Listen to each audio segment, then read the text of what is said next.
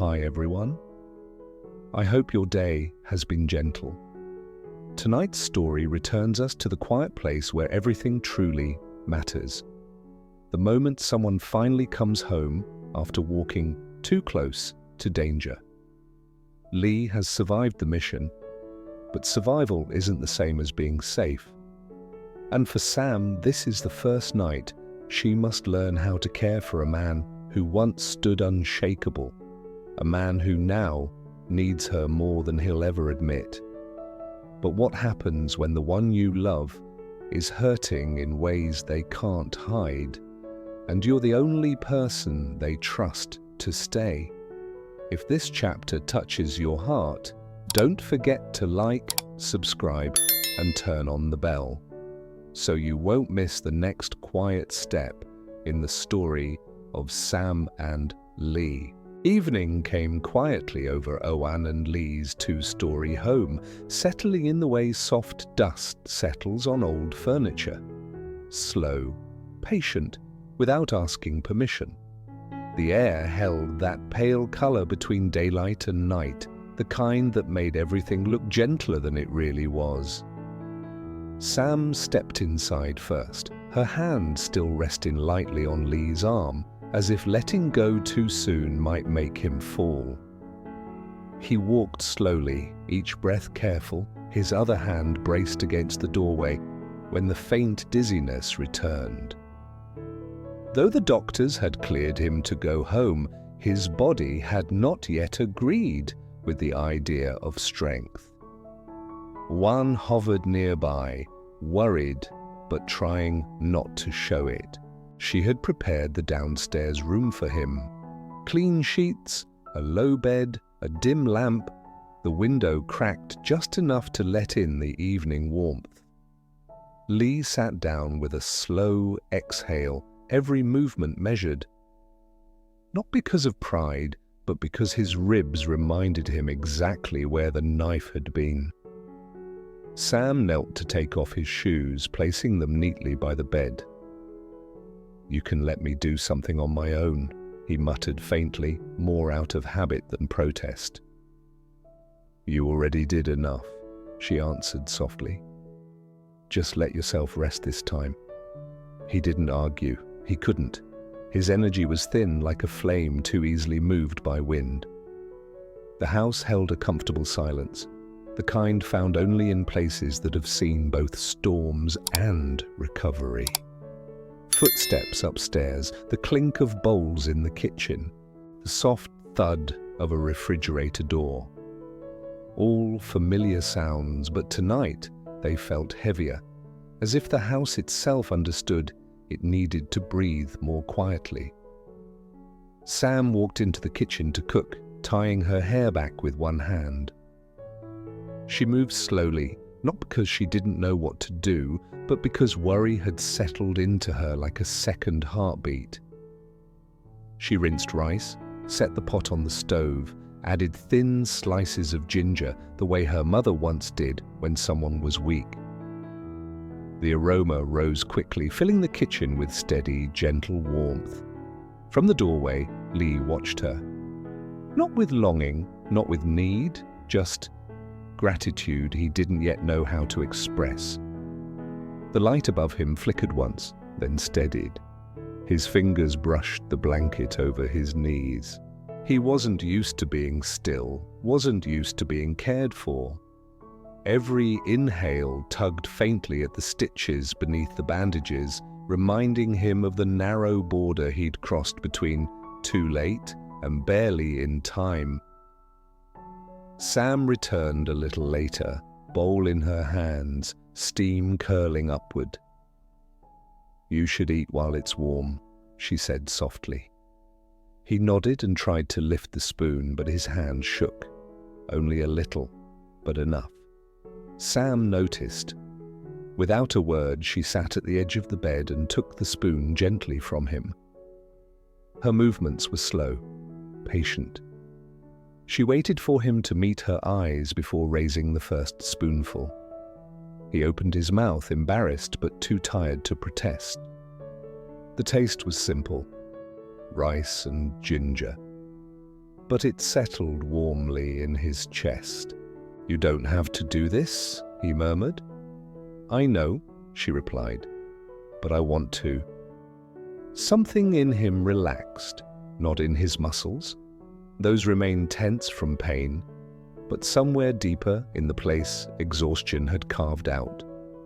He ate a little more, not much, enough for her to stop worrying, but not enough for him to pretend the night ahead would be easy.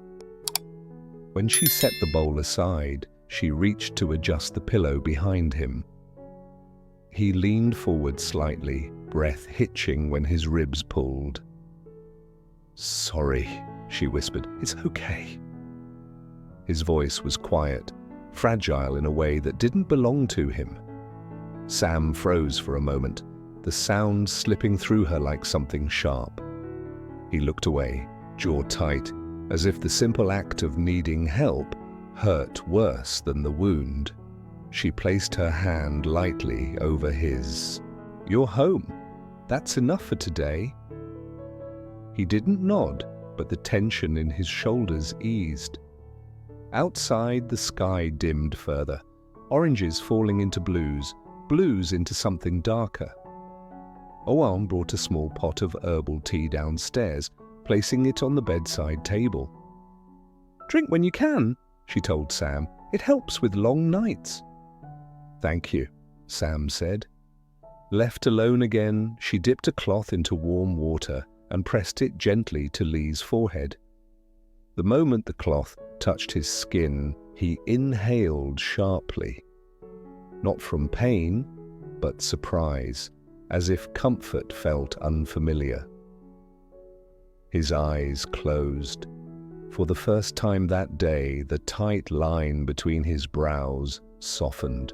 Sam watched him for a long moment, memorizing the shape of his breathing, each rise and fall of his chest, the way the lamplight brushed across his cheek. Her thumb smoothed a stray wisp of hair away from his eyes. The evening deepened into night, 1 minute at a time.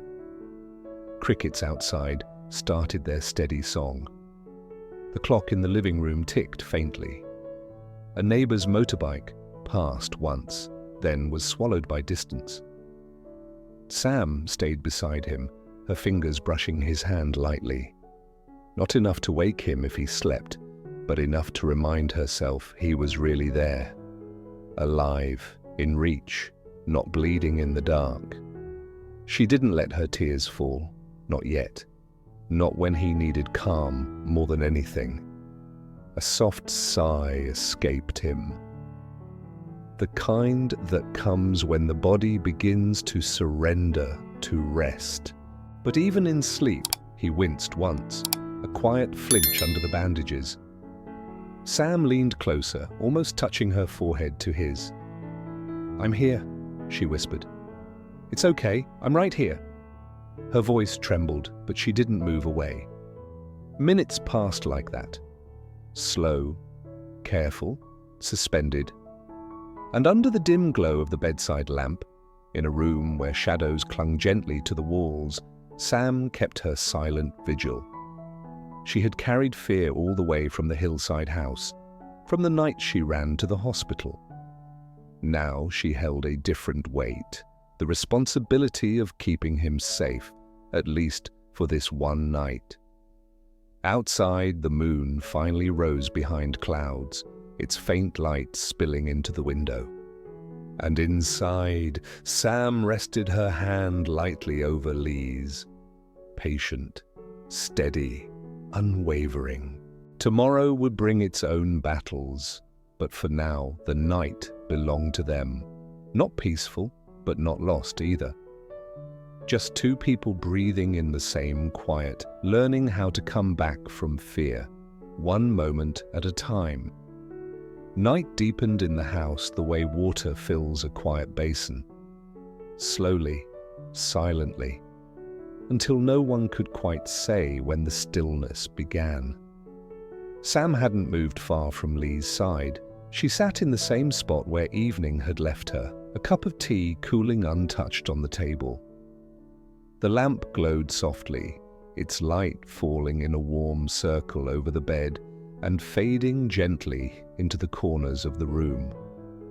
Outside the window, tree branches swayed in the breeze, brushing shadows across the floor like tired hands smoothing out a blanket. Lee slept lightly at first, breaths shallow, fingers twitching as if pulling back from old memories he couldn't outrun. Sam noticed the way his brow tightened every time he shifted. Even in unconsciousness, pain followed him like a shadow. Then, sometime deep into the night, his breathing changed. It became warmer, faster, uneven. Sam rose immediately. Her palm touched his forehead, and a cold worry tightened across her ribs. He was burning. Not dangerously, not yet. But the fever crept up with that unmistakable heat that made her breath catch. For a moment the room felt smaller, the darkness too close, the quiet too loud. She stood still, letting the truth settle before it broke into panic. "Lee," she whispered, brushing his hair back. He didn't open his eyes. His face tightened, jaw clenching in discomfort. Sam moved quickly but quietly. Cold water, a clean towel, a bowl placed beside the lamp. The small lamp flame wavered as she dipped the cloth and wrung it out. Her movements were steady, practiced.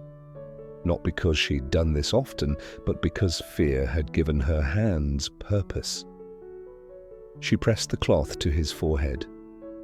Lee let out a low sound, barely a breath. His body shifted as if trying to escape pain that didn't have a shape or direction.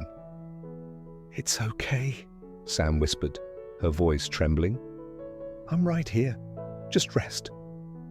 She changed the cloth again and again. The rhythm soothed her almost as much as it soothed him.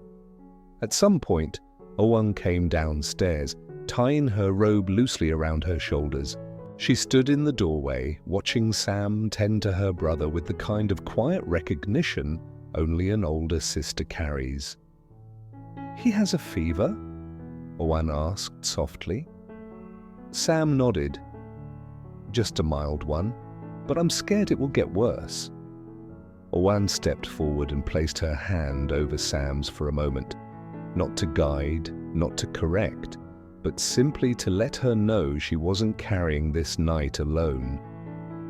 "You're doing everything right," Owen said. "You'll get through this." Sam swallowed the tightness in her throat. "I'm afraid of everything repeating, the hospital, the surgery, all of it." Owen's expression softened. "It won't," she said. "Not tonight."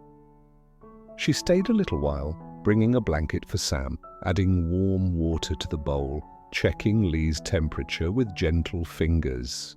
But after seeing the steadiness in Sam's movements, she quietly returned upstairs, leaving the two of them in the soft light. Hours passed without either of them speaking. Sometimes Lee shifted, chasing breath through fever.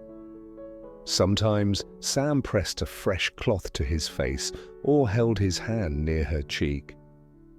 Sometimes the room was so still it felt like the house itself was listening. Near dawn, the fever began to break. His breathing steadied, his face relaxed, the warmth on his skin softened into something manageable. Sam let out a breath she hadn't realized she'd been holding. She wiped his forehead one last time and rested her head lightly on the edge of the bed, her hand still wrapped around his. That was how morning found them. Soft light slipped through the curtains, pale at first, then warming into a gentle gold.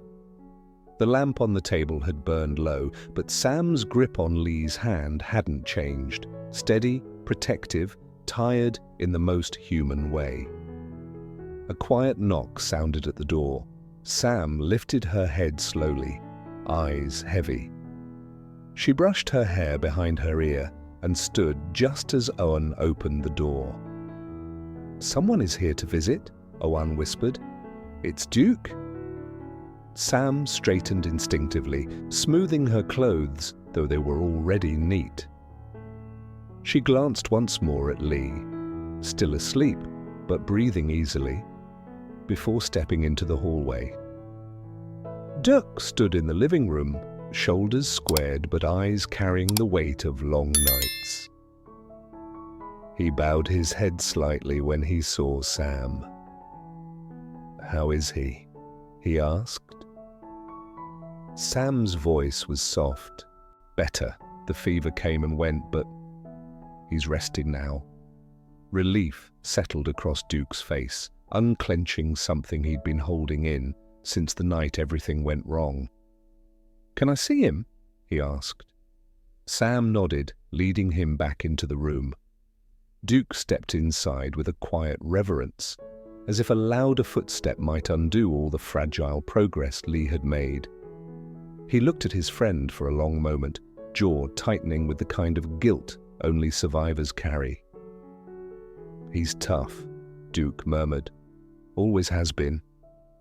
Sam stood beside him, watching the way Lee's chest rose and fell, steady and calm, the opposite of how she'd found him last night.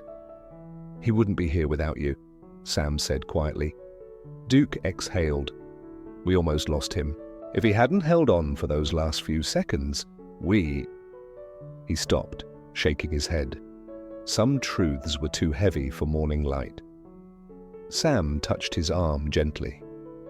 "He made it. That's what matters today." Dirk nodded, his expression softening. After a while, he stepped back from the bed. "I'll let him rest. When he wakes up, tell him I came." "I will." Duke paused in the doorway. "And tell him the investigation is clean. Everything he risked, it paid off." Sam felt a warmth bloom through her chest, fragile but real. When Duke left, the house fell quiet again. She returned to the bedside, taking her seat just as Lee stirred. His eyes opened slowly, heavy, still tired but aware.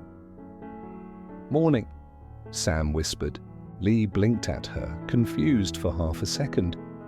Then relief washed through his expression, soft and unmistakable. "You're still here," he murmured. Sam let out a shaky breath. "I'm not going anywhere." He tried to sit up. She immediately supported him, one hand behind his back. He leaned into her slightly, breath warm against her shoulder. "Thank you," he whispered. "For staying, for the night, for every moment she didn't let him slip." Sam didn't reply with words. She just lifted his hand and held it between both of hers. The house was quiet. Morning was gentle. And for the first time since the nightmare began, the weight between them felt like something they could finally set down. The night had taken enough. The day had returned something precious. And together, in the soft light of early morning, they began to breathe again. Some nights don't give answers. They only ask us to hold on, to sit beside someone we love and breathe through the fear with them. And when morning finally comes, it doesn't erase the darkness, but it reminds us that strength can be quiet and healing often begins in the smallest moments. If this chapter touched your heart, don't forget to like, subscribe, and stay with us for the next part of Sam and Lee's story.